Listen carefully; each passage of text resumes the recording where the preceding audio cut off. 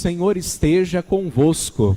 Ele está no meio de nós. Proclamação do Evangelho de Jesus Cristo, segundo Mateus. Glória a vós, Senhor. Naquele tempo, Jesus disse aos sacerdotes e anciãos do povo: Que vos parece? Um homem tinha 2 filhos. Dirigindo-se ao primeiro, ele disse: Filho, vai trabalhar hoje na vinha.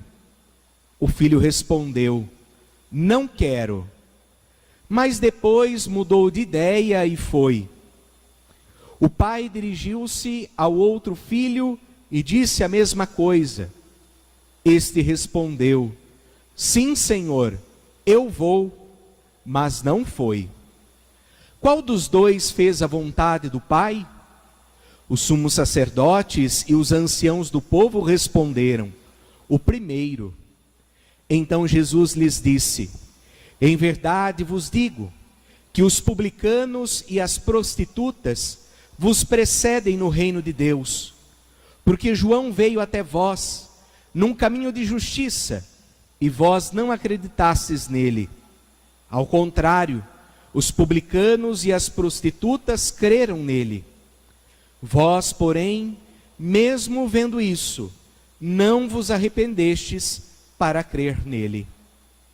Palavra da salvação. Glória a vós, Senhor.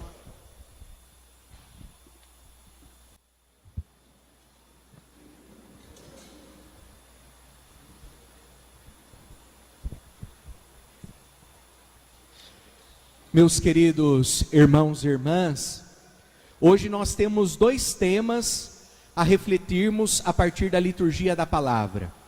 O primeiro tema, ele brota da segunda leitura da carta de Paulo à comunidade de Tessalonicenses.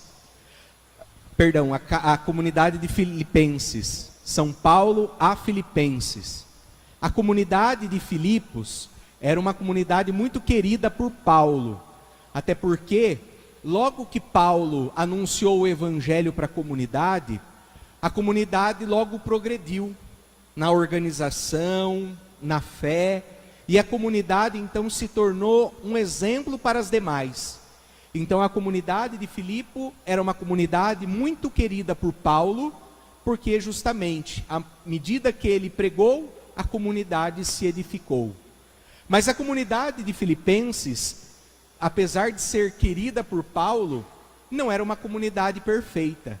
Também tinha os seus defeitos, os seus problemas.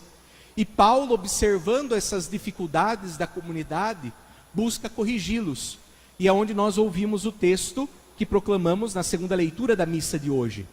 Onde então Paulo está dizendo à comunidade que não haja entre vocês competições, mas que cada um possa ver o outro sempre maior do que si mesmo. Então você vai olhar para o outro não como alguém que é seu competidor. Você não vai olhar para o outro como o seu adversário, mas você vai ver o outro como alguém que é maior do que você, fazendo com que você esteja sempre a serviço, fazendo que você esteja sempre vivendo a humildade, nesse despojamento, né? Sempre a serviço do outro. Se o outro é sempre maior que eu tenho que estar sempre a serviço. Nós temos vivido tempos em que cada vez mais se acredita menos no poder da comunidade. Nós estamos vivendo tempos em que cada vez mais se acredita menos no poder da família. Estamos vivendo tempos que cada vez mais se acredita mais no poder e na força de si mesmo. Então nós estamos vivendo um tempo que a comunidade e a família estão sendo colocadas de lado. E o que ganha força e o mundo se envereda é justamente no individualismo. E o individualismo não é bom. Se o individualismo fosse tão bom assim, quando nós saíssemos nas ruas, nós nos depararíamos com pessoas felizes, sorridentes, mas não é isso que nós assistimos. Quando nós saímos nas ruas, o que nós vemos? pessoas deprimidas, tristes, porque é justamente isso que causa a solidão. Quando damos mais força, mais poder a nós mesmos do que a comunidade, do que a família, e damos mais força para o individual, para o indivíduo, nós nos tornamos seres solitários, nós nos tornamos seres tristes e assim seres deprimidos, com depressão.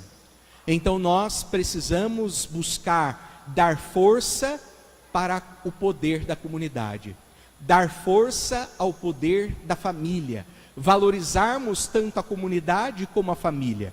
Só que hoje as nossas famílias, será que têm vivido como família? Como que nós nos encontramos hoje? Pessoas que vivem debaixo de um mesmo teto, mas que não convivem. Pessoas que não dialogam, pessoas que não respeitam, onde um entra, o outro sai, o outro chega, o outro está saindo, e não se tem mais um momento de convivência familiar. E para ser família, não basta ter o mesmo sangue. Para ser família, não basta estar debaixo do mesmo teto. Para ser família, precisa ter convivência. Precisa-se ter os momentos de diálogo, os momentos que se senta ao redor de uma mesa, e ali pergunta-se como foi a semana, se foi tudo bem, se aconteceu alguma coisa de ruim, como que a pessoa está, o que ela planeja para o final de semana. Pelo menos uma vez na semana, a família deve se reunir, comer sem pressa, estar todos em torno da mesa, para ter essa fraternidade, para que a família volte a ter o seu poder, para ter a sua força. E ser comunidade não é só nós estarmos aqui reunidos para rezar. É bom a gente estar juntos para rezar, é bom nós estarmos juntos para louvar a Deus, mas ser comunidade não é só se reunir para rezar. Ser comunidade vai muito além, é saber quem é o outro, de onde vem, para onde vai, quais são as suas necessidades, é saber o nome, é saber onde mora, é ter o cuidado para com o outro. Isso é ser comunidade.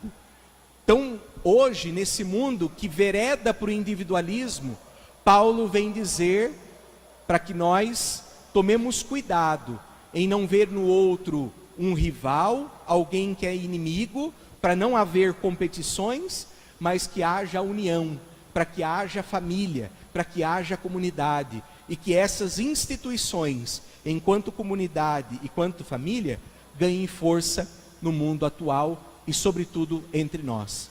No mundo em que vivemos, aquele que faz a experiência de comunidade não quer viver mais sozinho. Eu não sei vocês, eu mesmo que já fiz experiência desde pequenininho, na minha comunidade lá em Limeira, falo que hoje eu não quero mais viver sozinho. Pode ser que as comunidades tenham muitos problemas, tenham muitas intrigas, muitas fofocas, muitas coisas que nos desagradem. Podem ter, mas aquele que faz a experiência de comunidade, de família de Deus, não quer mais abandonar a comunidade. Então, no mundo que vivemos, como é bom nós sermos igreja, como é bom nós termos uma comunidade. O segundo tema que a liturgia da palavra nos propõe hoje é justamente de nós buscarmos diminuir a distância entre fé e vida. Que nós busquemos eliminar essa dicotomia daquilo que nós professamos, daquilo que nós vivemos. No evangelho que nós acabamos de ouvir, Jesus ele nos conta uma parábola, que é a parábola dos dois irmãos, onde o pai, o dono da vinha, que é a imagem de Deus, chama o primeiro filho. Filho, vai hoje trabalhar na minha vinha. O filho vai dizer, não quero. Mas depois muda de ideia, se converte e vai trabalhar na vinha. Já o pai diz para o segundo filho, filho, vai hoje trabalhar na minha vinha. E o filho então, na frente do pai, vai dizer, sim senhor, eu vou, mas não vai. Então, o pai, dono da vinha, é a imagem de Deus. Os filhos somos nós. A vinha é o campo da vida. o reino dos céus que devemos construir. E então deixa-se muito claro que Jesus pergunta aos sumos sacerdotes, aos anciãos, quem fez a vontade do Pai? E daí eles vão dizer, que é óbvio, é muito claro, que não é aquele que disse sim, mas sim aquele que fez, aquele que foi trabalhar na vinha. E Jesus então diz, sim, vocês estão corretos na resposta. Só que vocês que são sacerdotes, vocês que são anciãos do povo, que ensinam, que educam o povo, nem sempre aquilo que vocês proclamam é aquilo que vocês vivem. Vocês falam da palavra, vocês falam da lei, mas vocês não vivem a palavra e vocês não vivem a lei. Por isso, as prostitutas e os cobradores de impostos, eles vão entrar antes de vocês no reino, porque num certo momento, eles disseram não para a proposta de Deus. Quiseram viver uma vida desregrada, de promiscuidade, uma vida roubando, agindo mal, mas depois, com a minha chegada, eles então se convertem e são meus discípulos. Agora vocês disseram sim no passado aos profetas, mas hoje, quando eu estou aqui, o Filho de Deus, vocês ainda não se converteram, vocês não são os meus discípulos. Então nós hoje, quando ouvimos esse texto, nós devemos então perceber essa preocupação de Jesus, que foi para com os fariseus, com os anciãos, com os sumos sacerdotes, de que aquilo que eles ensinam é aquilo que eles devem viver. E fica para nós também, que aquilo que nós proclamamos na nossa fé, aquilo que nós anunciamos pela nossa boca, é aquilo que nós devemos ter em vida. É assim que nós devemos viver. Dar um exemplo aqui, para vocês entenderem melhor como deve ser a nossa postura. E é um exemplo que vai fazer você se questionar em muitas outras coisas. A maioria dos presentes nessa celebração são famílias. E hoje é muito comum nós dizermos às pessoas que nós amamos. Amamos o outro, amamos elas. Então, facilmente nós encontramos esposos dizendo às esposas, eu te amo. Ou os pais dizendo aos filhos, eu te amo. Mas será que de fato ama-se? Será que de fato aquilo que você diz para o outro é verdadeiro? Na Bíblia, biblicamente falando, portanto, a palavra amar pode ser substituída, biblicamente, por cuidar. Então, quando você diz ao outro, eu amo, você então pode substituir por eu cuido. Então, quando o marido diz, fala, coloca para fora, né, em palavras, aquilo que sente, eu amo, a gente então deve trocar, eu cuido. E aí a gente vai ver, de verdade, se aquilo que eu estou dizendo é fato. Porque se você ama, você deve cuidar. E o que é cuidar? Cuidar é ter tempo, é ter paciência, é dialogar, é ter respeito. Cuidar é dar espaço, é gastar o seu tempo com a pessoa. Então, para nós percebermos, isso é apenas um exemplo. A mesma coisa para com os filhos. Os pais dizem para os filhos, nós amamos você. Mas será que de fato vocês amam os filhos de vocês? Vocês cuidam dos filhos de vocês? Porque falar é muito fácil. É aquilo que já diz o nosso ditado, falar até papagaio fala. Mas e as nossas ações? Eu amo os meus filhos, mas será que a gente pode traduzir pela palavra cuidado? Eu cuido dos meus filhos?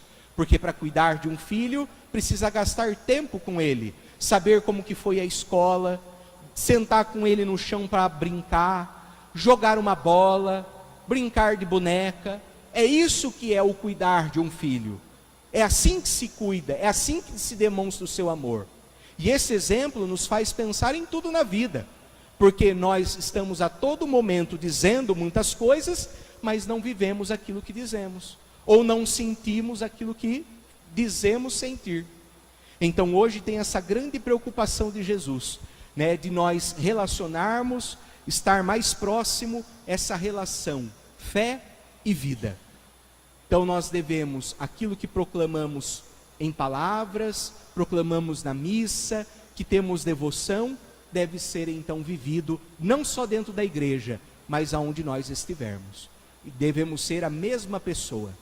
Então, encerrando esta reflexão, rezo nesta celebração por todos nós, para que Deus nos dê a sua graça, para nós compreendermos a importância da comunidade e da família, que nós sejamos respeitosos uns para com os outros e não vivamos a solidão. E também rezo para que nós possamos descobrir meios de cada vez mais unir, né? Não deixar essa dicotomia entre fé e vida ganhar força, mas que cada vez mais fé e vida possam estar juntas. E acredito que indo para casa, vocês possam pensar um pouco nisso. E talvez um dos caminhos é nós falarmos menos e fazermos mais. Porque o grande mal nosso hoje em dia é falarmos. A gente quer falar, a gente acha que está sempre no direito de falar. É meu direito, é minha liberdade, eu posso expressar a minha vontade. Tudo bem, né? Mas nem sempre, né? A gente fala, mas nem sempre aquilo que a gente fala, a gente vive. Então talvez o caminho para dar uma união, uma conexão entre fé e vida é justamente falarmos menos e vivermos mais. Assim seja. Amém. Permanecei em meu amor.